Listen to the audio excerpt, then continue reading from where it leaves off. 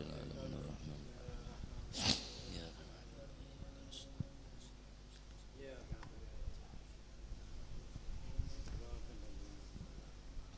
يا ربي صل على محمد شرف بدر في الكون أشراق يا ربي صل على محمد يا ربي صل عليه وسلم يا ربي صل على محمد كرم داع يدعو إلى الحق يا ربي صل على محمد يا ربي صل عليه وسلم يا ربي صل على محمد المصطفى الصادق المصدق يا ربي صل على محمد يا ربي صل عليه يا وسلم ربي صل على محمد حل الورى منطقا وأصدا يا ربي صل على محمد يا ربي صل عليه يا وسلم ربي صل على محمد فضل من بالتقى حقا يا ربي صل على محمد يا ربي صل يا عليه ربي وسلم صل على محمد من بالسخاء والوفاء تخلى يا ربي صل على محمد يا ربي صل عليه يا وسلم ربي صل على محمد وجمع من الشمل ما تفرق يا ربي صل على محمد يا ربي صل عليه يا ربي وسلم صل على محمد واصله وسهل ما قد تعوى يا ربي صل على محمد يا ربي يا صل ربي عليه صل وسلم على محمد وافتح من الخير كل مغلاق يا ربي صل على محمد يا ربي صل يا عليه ربي صل وسلم على محمد وآله ومن بالنبي تعلق يا ربي صل على محمد يا ربي صل عليه يا وسلم ربي صل على محمد وآله ومن للحبيب يعشاق يا ربي صل على محمد يا ربي صل عليه يا وسلم ربي صل على محمد ومن بحبل النبي توثاق يا ربي صل على محمد يا ربي صل يا عليه ربي وسلم صل على محمد يا ربي صل عليه وسلم يا ربي صل على محمد يا ربي صل عليه وسلم اللهم صل وسلم وبارك عليه. أعوذ بالله من الشيطان الرجيم. بسم الله الرحمن الرحيم.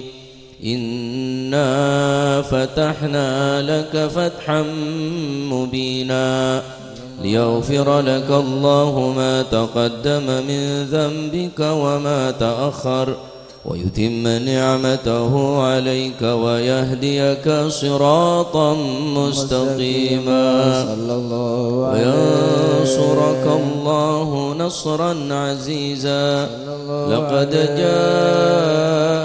رسول من أنفسكم عزيز عليه ما عنتم حريص عليكم بالمؤمنين رؤوف رحيم. يا رحيم فإن تولوا فقل حسبي الله لا إله إلا هو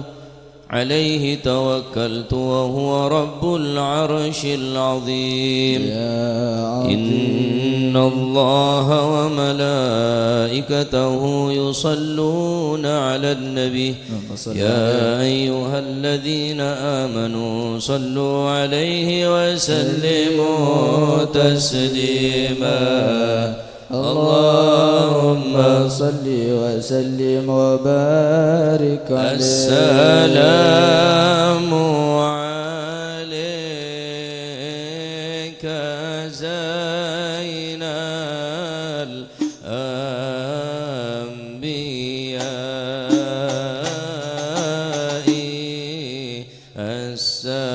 السلام عليك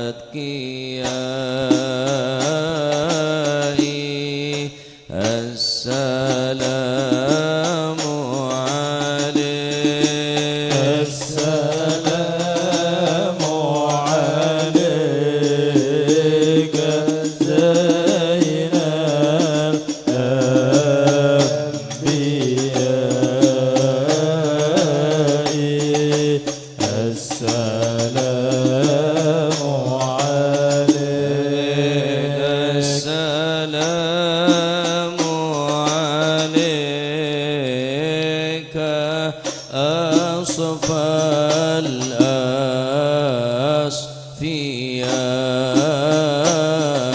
الأصفياء السلام عليك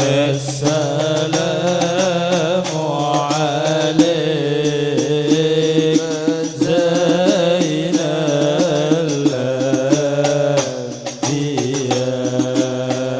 الأنبياء السلام عليك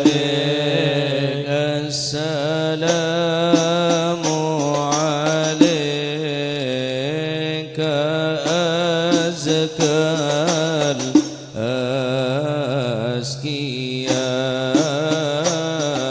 الأزكياء السلام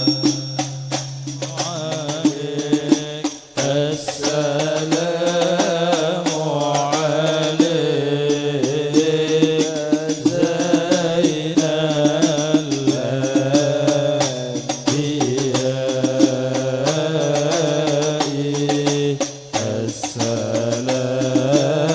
الأنبياء السلام عليك زين الأنبياء صلى الله عليه السلام عليك زين الأنبياء صلى الله عليه السلام عليك أحمد يا حبيبي صلى الله عليه السلام عليك زين الأنبياء صلى الله عليه السلام عليك طه يا طبيبي صلى الله عليه السلام عليك زين الأنبياء صلى الله عليه السلام عليك يا مسكي وطيبي صلى الله عليه السلام عليك زين الأنبياء صلى الله عليه وعليك زين الأنبياء السلام عليك أتقى الأتقياء السلام عليك زين الأنبياء السلام عليك أتقى الأتقياء السلام عليك زين الأنبياء السلام عليك أتقى الأتقياء السلام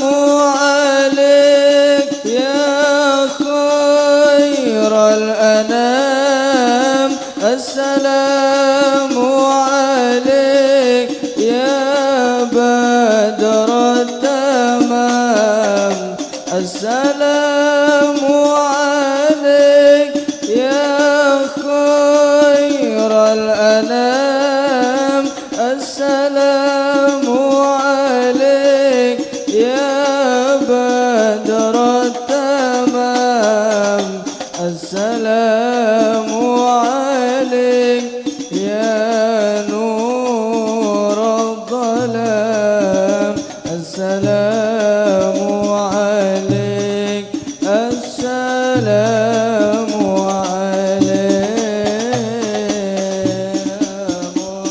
عليك زين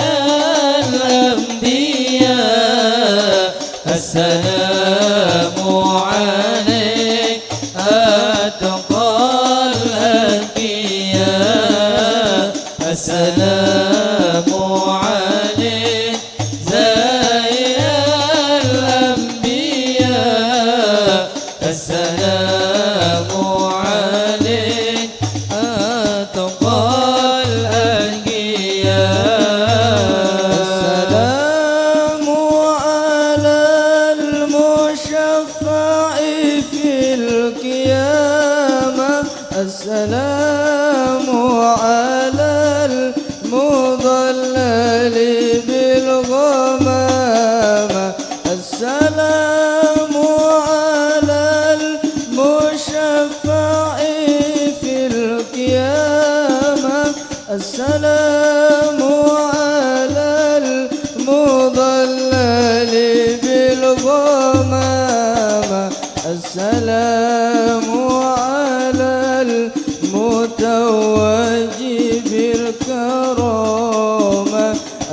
السلام عليك السلام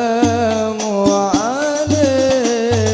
السلام عليك زين الأنبياء السلام عليك أتقى الأنبياء السلام عليك زين الأنبياء السلام عليك أتقى الأنبياء كف المصطفى كالورد نادي الله الله وإثرها يبقى إذا مست أيادي الله الله وكف المصطفى كالورد نادي الله الله وإثرها يبقى إذا مست أيادي الله الله وأما نوالها كل العباد وأما نوالها كل العباد وأما نوالها كل العباد حبيب الله يا خير البرايا قمر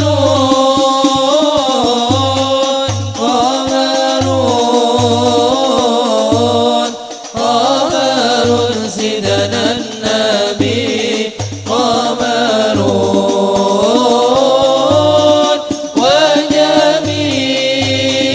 وجميل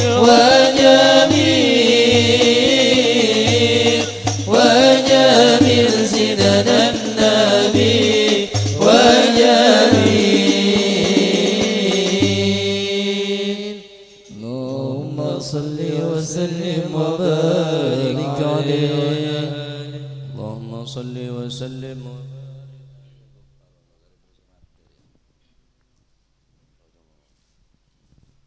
اللهم صل وسلم وبارك عليه وعلى آله بسم الله الرحمن الرحيم الحمد لله القوي سلطانه الواضح برهانه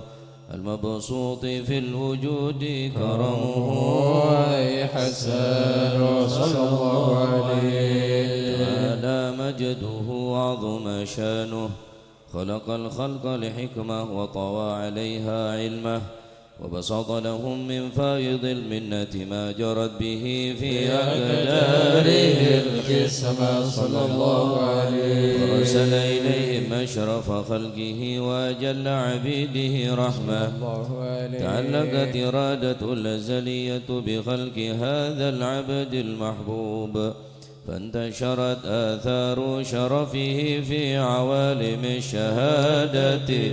والغيوب صلى الله عليه فما أجل هذا المن الذي تكرم به المنان وما أعظم هذا الفضل الذي برز من حضرة الإحسان صورة كاملة ظهرت في هيكل محمود صلى الله عليه فتعطرت بوجودها كناف الوجود وبرزت برد العوالم بطراز التكريم اللهم صل وسلم أشرف الصلاة والتسليم على سيدنا ونبينا محمد الرؤوف الرحيم اللهم صل وسلم وبارك عليه صل وسلم وبارك عليه وعلى آله تجلى الحق في عالم قدسه الواسع تجليا قضى بانتشار فضله في القريب والشاسع صلى الله عليه فله الحمد الذي لا تنحصر أفراده بتعداد ولا يمل تكراره بكثرة ترداد صلى الله عليه حيث أبرز من عالم الإمكان صورة هذا الإنسان صلى الله عليه يتشرف بوجوده الثقلان وتنتشر أسراره في الأكوان فما من سر اتصل به قلب منيب إلا من سوابغ فضل الله على هذا الحبيب صلى الله عليه يا لقلب سروره قد توالى بحبيب عم لنا من والى جل من شرف الوجود بنور ومر الكون بهجة وجمالا صلى الله عليه من ترك في الحسن على مقام وتناهى في مجده وتعالى لاحظته العيون فيما اجتلته بشرا كاملا يزيح الضلال صلى الله عليه وهو من فوق علم ما قد رأت رفعة في شؤونه وكمالا سبحان الذي أبرز من حضرة الامتنان ما يعجز عن وصفه اللسان ويحار في تعقل معاني الجلال صلى الله عليه انتشر منه في عالم البطون والظهور ما ملأ الوجود الخلقي نور فتبارك الله من إله كريم بشرتنا آياته بالذكر الحكيم ببشارة لقد جاءكم رسول من أنفسكم عزيز عليه ما عنتم حريص عليكم بالمؤمنين رؤوف رحيم فمن فاجأت هذه البشارة وتلقاها بقلب سليم فقد هدي إلى صراط مستقيم اللهم صل وسلم أشرف الصلاة والتسليم على سيدنا ونبينا محمد الرؤوف الرحيم اللهم صل وسلم وبارك اللهم صل وسلم وبارك عليه وعلى آله واشهد أن لا إله إلا الله وحده لا شريك له شهادة تعرب بها اللسان عما تضمنه الجنان من التصديق بها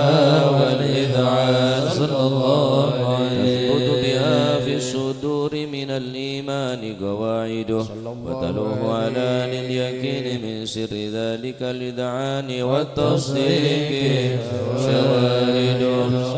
أشهد أن سيدنا محمدا العبد الصادق في قوله وفعله والمبلغ عن الله ما أمره بتبليغه لخلقه من فرضه ونفله عبد أرسله الله رحمة للعالمين بشيرا ونذيرا صلى الله عليه وبلغ الرسالة وأدى الأمانة وهدى الله به من الأمة بشرا كثيرا فكان في ظلمة الجهل للمستبصرين سراجا وقمرا منيرا صلى الله عليه وما أعظمها من منة تكرم الله بها على البشر وما أوسعها من نعمة انتشر سرها في البحر والبر اللهم صل وسلم بأجل الصلوات وجمعها وأزكى التحية وأوسعها على هذا العبد الذي وفى بحق العبودية صلى الله عليه وبرز فيها في خلعة الكمال وقام بحق الربوبية في مواطن الخدمة لله وأقبل عليه غاية الإقبال صلاة يتصل بها روح المصلي عليه به وينبسط في قلبه نور سر تعلقه به وحبه ويكتب بها بعناية الله في حسبه وعلى آله وصحبه الذين ارتقوا صهوة المجد بقربه صلى الله عليه وتفيأوا ظلال الشرف الأصل بوده وحبه ما عطر الأكوان بنشر ذكراهم نسيم اللهم صل وسلم أشرف الصلاة والتسليم على سيدنا ونبينا محمد الرؤوف الرحيم اللهم صل وسلم وبارك عليه اللهم صل وسلم وبارك عليه وعلى آله أما بعد فلما تعلقت إرادة الله في العلم القديم بظهور أسرار التخصيص للبشر الكريم بالتقديم والتكريم نفذت القدرة الباهرة بالنعمة الواسعة والمنة الغامرة فانفلقت بيضة التصوير في العالم المطلق الكبير عن جمال مشهود بالعين حاول لوصف الكمال المطلق والحسن التام والزين صلى الله عليه فتنقل ذلك الجمال الميمون في الأصلاب الكريمة والبطون فما من صلب الضمة إلا وتمت عليه من الله النعمة صلى الله عليه وهو القمر التام الذي يتنقل في بروجه يتشرف بموطن استقراره وموضع خروجه وقد قضت الأقدار الأزلية بما قضت وأظهرت من سر هذا النور ما أظهرت وخصصت به من خصصت صلى الله عليه فكان مستقره في الأصلاب الفاخرة والأرحام الشريفة الطاهرة حتى برز في عالم الشهادة بشرا لا كالبشر صلى الله عليه ونورا حير الأفكار ظهوره وبهر فتعلقت همة الراكب لهذه الخروف بأن يركم في هذا القرطاس ما هو لديه من عجائب ذلك النور معروف صلى الله عليه وإن كانت الألسن لا تفي بعشر معشار أوصاف ذلك الموصوف تشويقا للسامعين من خواص المؤمنين وترويحا للمتعلقين بهذا النور المبين صلى الله عليه وإلا فأنها تعرب الأقلام في عن شؤون خير الأنام ولكن هزني إلى تدوين فأفض من سير أشرف المخلوقين وما أكرمه الله به في مولده من الفضل الذي عم العالمين صلى الله عليه وبقيت رايته في الكون منشورة على مر الأيام والشهور والسنين داعي التعلق بهذه الحضرة الكريمة ولاعد التشوق إلى سماء أوصافها العظيمة ولعل الله ينفع به المتكلم والسامع ويتروحان بروايا ويدخلان في شفاعة هذا النبي الشافع آمين يتروحان بروح ذلك النعيم اللهم صل وسلم أشرف الصلاة والتسليم على سيدنا ونبينا محمد الرؤوف الرحيم اللهم صل وسلم وبارك عليه إنني في الله آمالا طويلا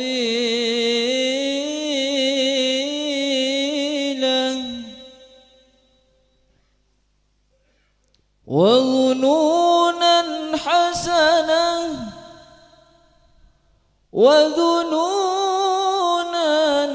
حسنة فيه جميل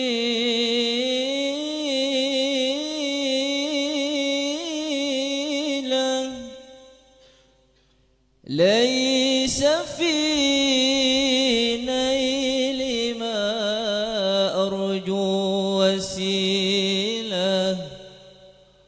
غير طه المصطفى زين الوجود.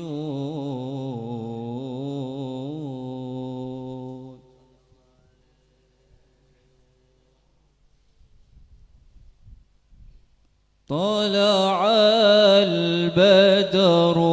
علينا من ثنيات الوداع وجب الشكر علينا مدعا لله دا أيها المبعوث فينا جئت بالأمر المطاع جئت شرفت المدينة مرحبا يا خير داع. البدر علينا من ثنيات الوداع وجب الشكر علينا مدعا لله دا أيها المبعوث فينا جئت بالأمر المطاع كنت شرفت المدينة مرحبا يا خير داع. أنت شمس أنت بدر أنت نور فوق نور أنت إكسير وغالي أنت مصباح الصدور يا حبيبي يا محمد يا عروس الخافقين يا مؤيد يا ممجد يا إمام القبلتين. البدر علينا من ثنيات الوداع وجب الشكر علينا مدعا لله دا أيها المبعوث فينا جئت بالأمر المطاع كنت شرفت المدينة مرحبا يا خير داع. أنت في كل جميل وجمال يا مطاع قد تجليت لقلبي مسرا دون القناع وعلى عشق الجمال طبع الله الطباع ولبسنا ثوب عز بعد تلفيك الرقاع. البدر علينا من ثنيات الوداع وجب الشكر علينا مدعا لله دا أيها المبعوث فينا جئت بالأمر المطاع كنت شرفت المدينة مرحبا يا خير داع. ورد عنا سدي واسل دائما من كل داء رب فارحمنا جميعا بجميع الصالحات ربي فارحمنا جميعا وامحو عنا السيئات صلى الله على محمد صلى الله عليه وسلم البدر علينا من سنيات الوداع وجب الشكر علينا ما دعا لله داع أيها المبعوث فينا جئت بالأمر المطاع إن شرفت المدينة مرحبا يا خير داع ما أشكو غرامي يا نور الوجود طالما أشكو غرامي يا نور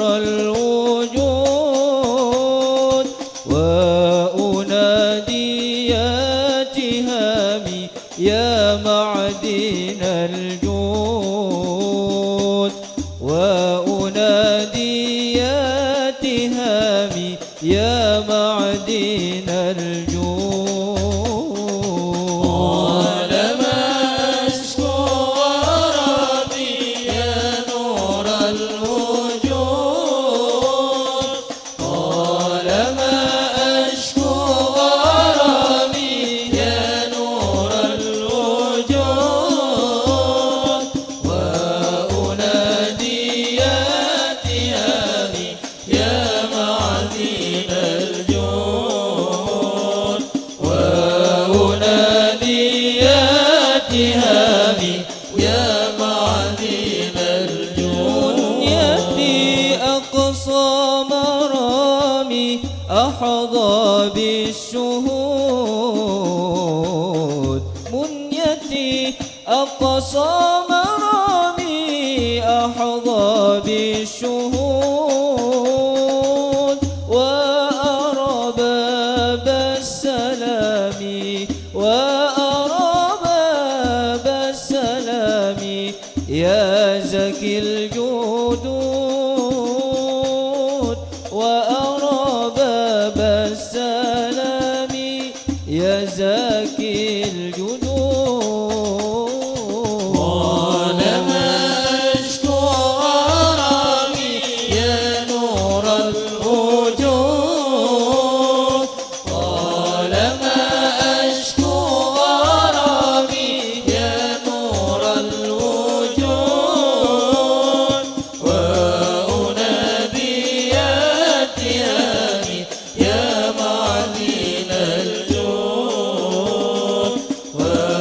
وأنادي يا تهامي يا معدن الجود يا طراز الكون إني عاشق مستهام يا طراز الكون إني عاشق مستهام مغرم والمدح فني مغرم والمدح فني يا بدر التمام مغرم والمدح فني يا بدر التمام طالما أشكو غرامي يا نور الوجود طالما أشكو غرامي يا نور الوجود وأنادي يا تهامي يا معدن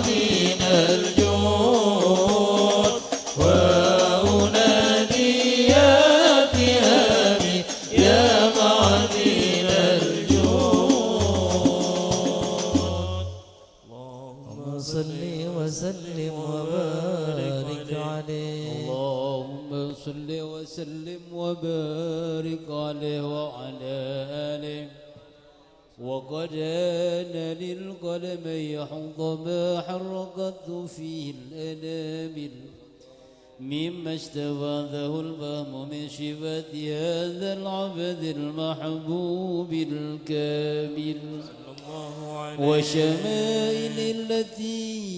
هي أحسن الشمائل وهنا حسن نثبت ما بلغ إلينا في شأن هذا الحبيب من أخبار وآثار صلى الله عليه ليتشرف بكتابة القلم والقرطاس وتتنزه في حدائق الأسماع والأبصار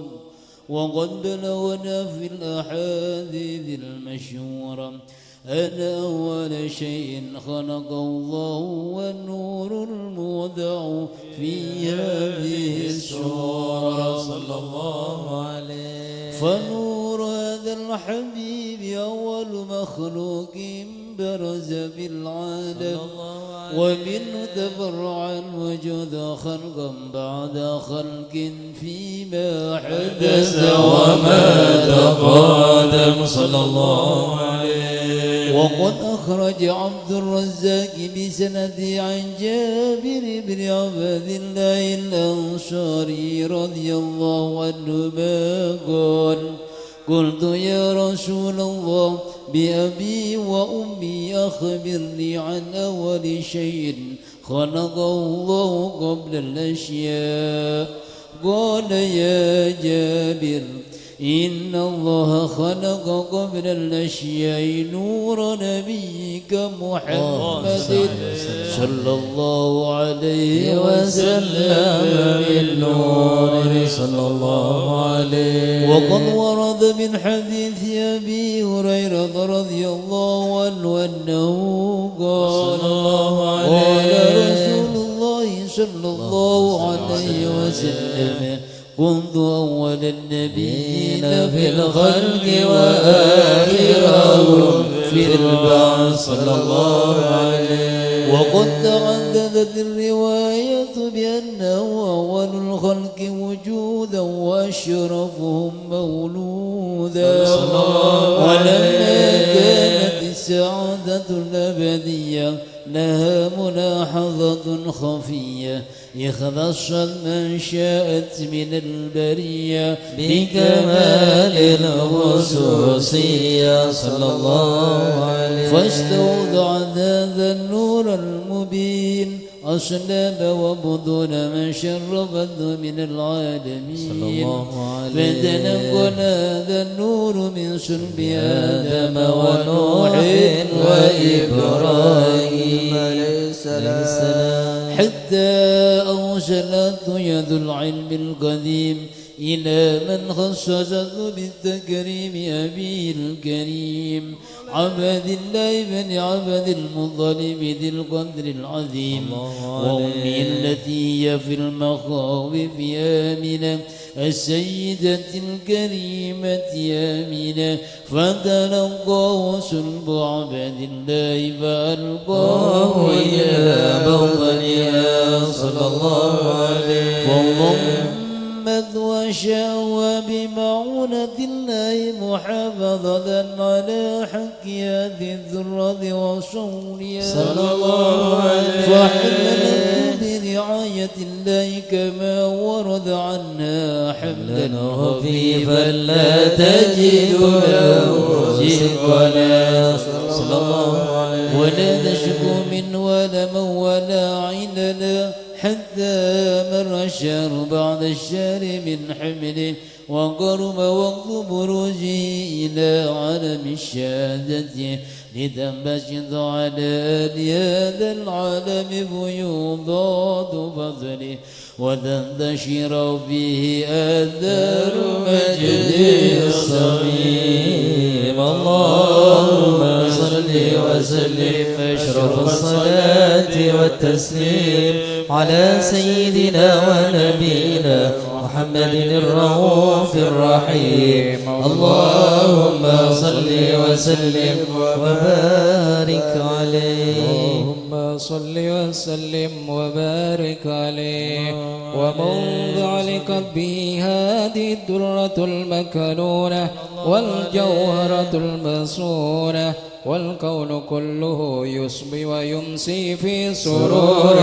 وابتهاج صلى الله عليه هذا السراج والعيون متشوفة إلى بروزه متشوقة إلى التقاط جواهر الكنوز صلى الله عليه وكل دابة لقريش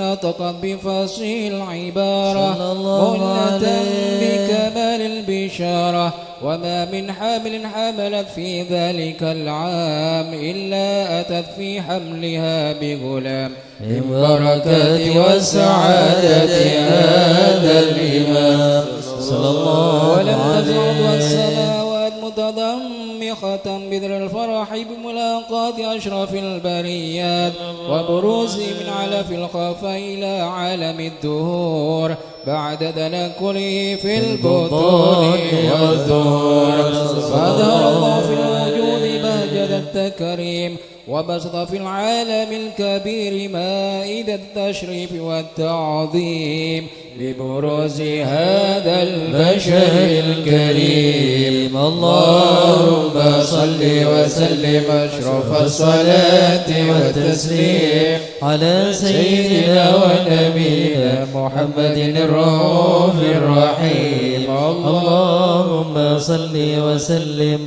وبارك عليه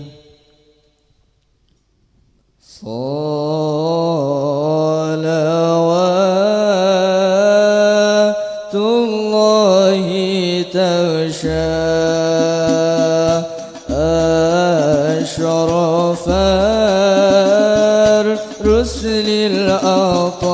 الأطيب وتعم الآل جمعا ما بدا نور الكواكب مرحبا يا مرحبا مرحبا مرحبا يا مرحبا مرحبا بك يا خير الحبايب بك يا خير الحبايب قبل سعد علينا والهنا من كل جانب فلنا البشرى بسعد جاءنا من خير وهيب مرحبا يا مرحبا مرحبا مرحبا يا مرحبا مرحبا بك يا خير الحبايب بك يا خير الحبايب جمالا قد تجلى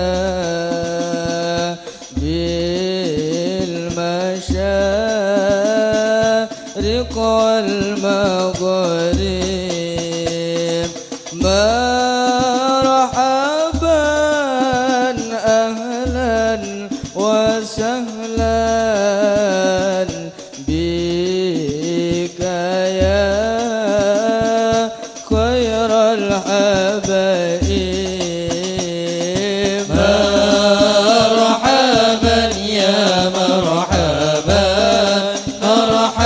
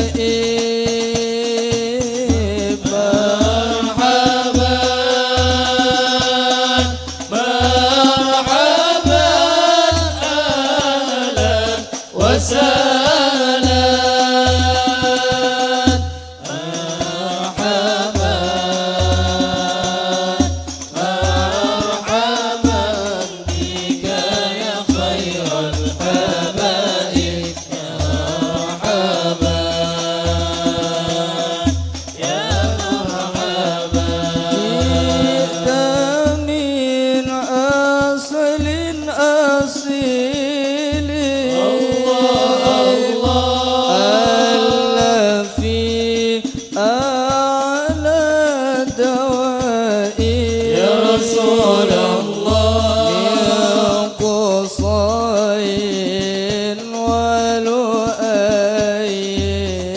ولؤي بدخل مجد بن غالب مرحبا مرحبا أهلا وسهلا مرحبا مرحبا بك يا خير الحبائب مرحبا يا مرحبا بريحنا لسروري بريحنا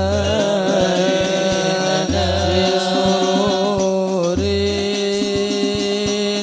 بك يا عالي المناكب الله مرحبا مرحبا أهلا وسهلا بك يا خير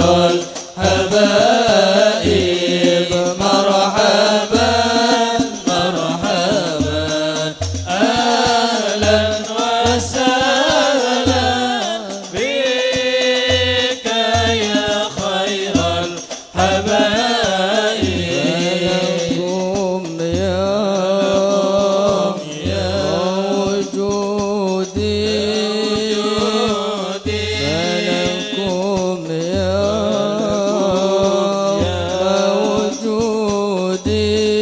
وجودي ظهرت فينا عجائب الله مرحبا مرحبا أهلا وسهلا بك يا خير الحبائب مرحبا مرحبا أهلا وسهلا بك يا خير الحبائب شربنا من صفانا بك من أحلى المشارب مرحبا فلربي حمد حمدا جل وحسيب مرحبا أهلا وسهلا مرحبا بك يا خير الحبائب مرحبا مرحبا مرحبا أهلا وسهلا مرحبا بك يا خير الحبائب مرحبا مرحبا وله الشكر على ما مرحبا قد حبانا من مواهب مرحبا يا كريما يا رحيما جد وعجل بالمطالب مرحبا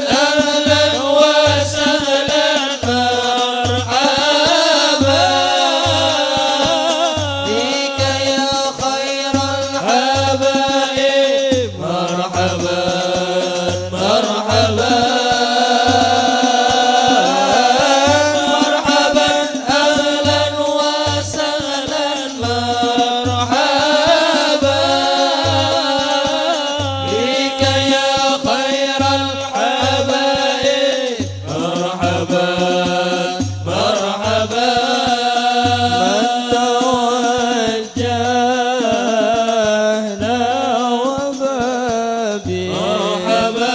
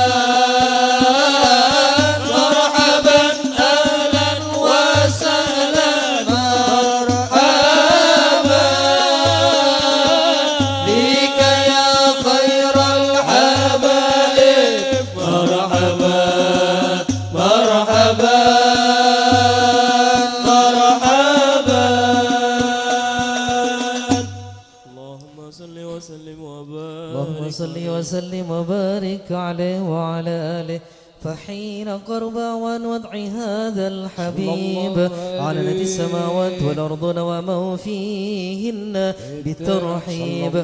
وأمطار الوجود لله على أهل الوجود تسيج وألسنة الملائكة بالتبشير للعالمين تعيش. سبحان الله الحمد لله ولا إله إلا الله الله أكبر. سبحان الله والحمد لله ولا إله إلا الله الله أكبر. سبحان الله والحمد لله ولا إله إلا الله الله أكبر. والقدرة كشفت قناع هذا المستور يبرز نوره كاملا في عالم الظهور نورا فاق كل نور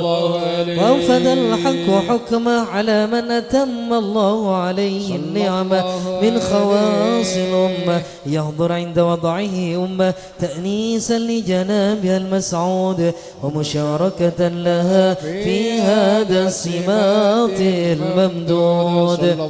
فحضرت بتوفيق الله سيدة مريم وسيدة آسيا ومعهما من الحور العين من قسم الله له من الشرف بالكسمة الوافية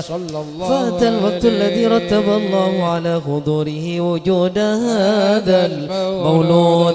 فانفلق سوى القمر من النور العمود وبرز الحامد المحمود مذعنا لله بالتعظيم والسجود. صلى الله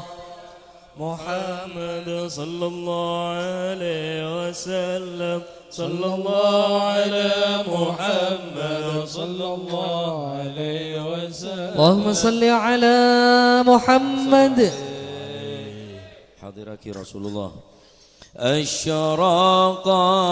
الكون ابتهاجا بوجود المصطفى حمد ولأهل الكون أنس وسرور قد تجدد. نبي سلام عليك يا رسول سلام عليك يا حبيب سلام عليك صلوات الله عليك. اضطربوا يا أهل المثاني فهزار اليوم غرت واستضيه بجمال فاق في الحسن تفرد. صلى الله عليه سلام عليك يا رسول سلام عليك يا حبيب سلام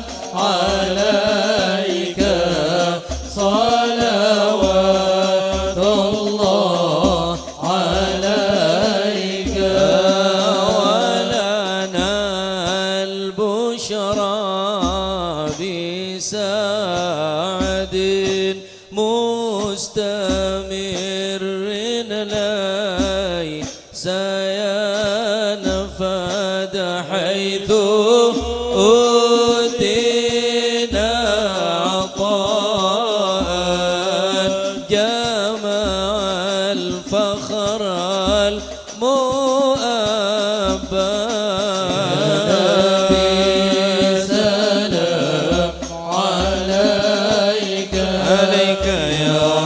رسول سلام عليك يا حبيب سلام عليك صلوات الله عليك فلربي كل حمد جل حصوره العد إذا حبانا بوجود المصطفى الهادي محمد. يا نبي يا الله يا رسول الله عليك يا رسول سلام عليك يا حبيب سلام عليك صلوات الله عليك يا رسول الله أهلا بك إن بك نسعد وبجاهه يا إلهي جود وبلغ كل مقصد. يا الله آمين يا عليك يا رسول سلام عليك يا حبيب سلام عليك صلوات الله عليك ودينا نهجا سبيلك به نسعد ونرشد ربي بلغنا بجاهه في جوار خير مقعد. يا نبي سلام عليك يا رسول سلام عليك يا حبيب سلام عليك صلوات الله عليك اللهم صل على محمد أشرف الرسل محمد وسلام مستمر كل حين يتجدد. طلع البدر علينا الله من ثنيات الوداع وجب الشكر علينا ما دعا لله ذا. طلع البدر علينا من ثنيات الوداع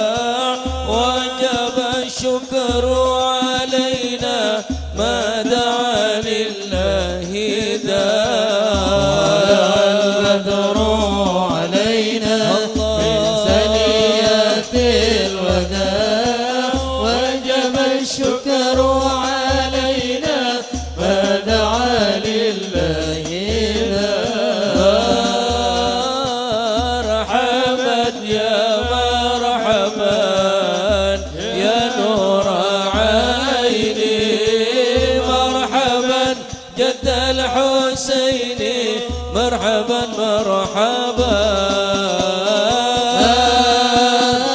مرحبا يا مرحبا يا نور العين مرحبا جد الحسين مرحبا مرحبا واكرمي الأرواح منا واكرمي الأرواح منا بلقاء خير الأنام مرحبا مرحبا يا مرحبا يا نور العين مرحبا جد الحسين مرحبا مرحبا صلى الله على محمد صلى الله عليه وسلم صلى الله على محمد يا ربي صل وسلم بسلام عليك يا رسول سلام عليك يا حبيب سلام عليك صلوات الله عليك اللهم صل على محمد.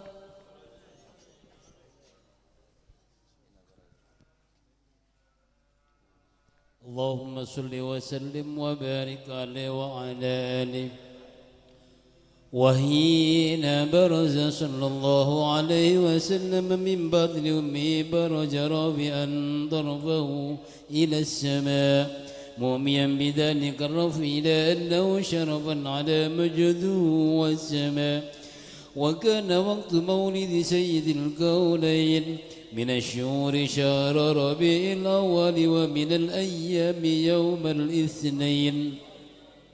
وموضع ولادتي وقبري بالحرمين وقد ورد أنه صلى الله عليه وسلم ولد مخذولا مكحولا مقطوعا سرا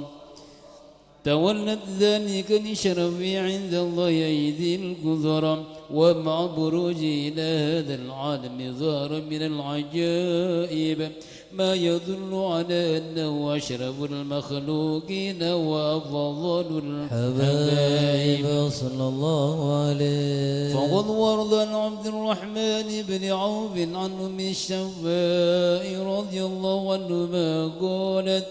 لما ولدت آمنة رضي الله عنها رسول الله صلى الله عليه وسلم وقع على يدي فاجتهل فسمعت قائلا يقول رحمك الله أو رحمك ربك صلى الله عليه قال ذي الشفاق فضاء ما بين المشرق والمغرب حتى نظرت إلى بعض كسور الروم قالت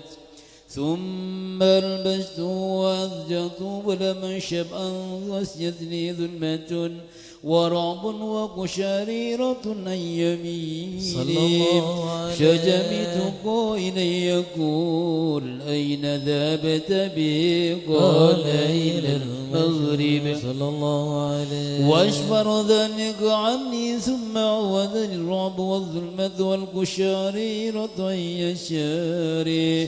فسمعت قائلا يقول أين ذهبت بي قال إلى المشرق صلى الله عليه قالت فلم يزل الحديث مني على بال حتى بعث الله فقمت من أول الناس سلاما وكم ترجمت السنة من عظيم المعجزات وبائر الآيات البينات بما يقضي بعظيم شرفه عند مولاه صلى الله عليه وأن عين عنايتي في كل حين ترعاه وأنه الذي إلى الصراط المستقيم اللهم صل وسلم أشرف الصلاة وتسليم على سيدنا ونبينا محمد الرؤوف الرحيم اللهم صل وسلم وبارك عليه وعلى آله. بسم الله الرحمن الرحيم. الحمد لله رب العالمين حمدا يوافي نعمه ويكافئ مزيده. يا ربنا لك الحمد كما ينبغي لجلال وجهك ولعظيم سلطانك. اللهم صل وسلم على سيدنا محمد في الأولين وصل وسلم على سيدنا محمد في الآخرين وصل وسلم على سيدنا محمد في كل وقت وحين وصل وسلم على سيدنا محمد في الملأ الأعلى إلى يوم الدين وصل وسلم على سيدنا محمد وعلى آله وصحبه أجمعين. ولما ندم الفكر من درار الأوصاف المحمدية أكوندا توجهت إلى الله متوسلا بسيدي وحبيبي محمد صلى الله عليه وسلم أن يجعل سعي فيه مشكورا وفعلي فيه محمودا وأن يكتب أعمالي في الأعمال المقبولة وتوجهي في التوجهات الخالصة والصلات الموصولة.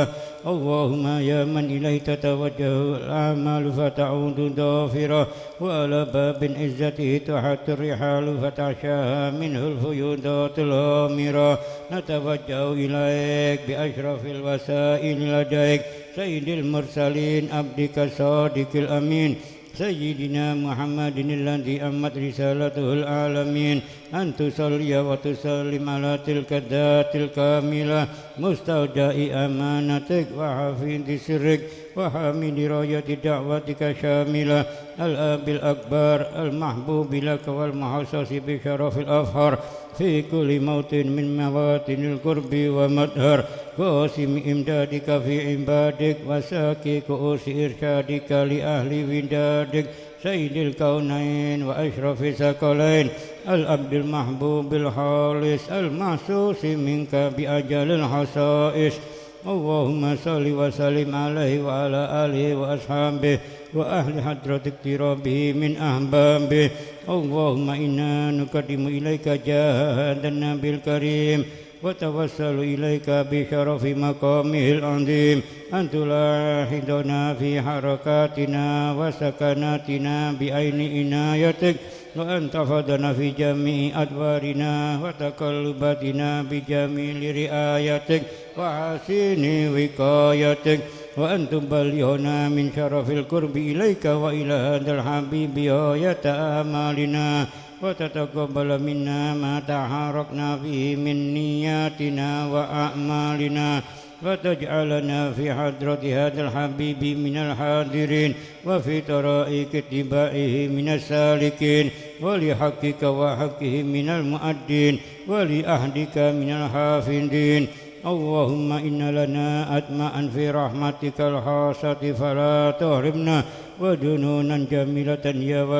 وسيلتنا إليك فلا تغيبنا. آمنا بك وبرسولك وما جاء به من الدين وتوجهنا به إليك مستشفئين أن تقابل المذنب منا بالغفران والمسيء بالإحسان والسائل بما سأل والمؤمل بما أمل وأن تجعلنا ممن نصر هذا الحبيب ووازره ووله وظاهره وأم ببركته وشرف وجهته أولادنا ووالدنا وأهل قدرنا ووادينا وجميع المسلمين والمسلمات والمؤمنين والمؤمنات في جميع الجهات وأدم راية الدين القويم في جميع الأقطار منشورة ومعالم الإسلام والإيمان بأهلها معمورة معنى وسورة. واكشف اللهم كربة المكروبين واقض دين المدينين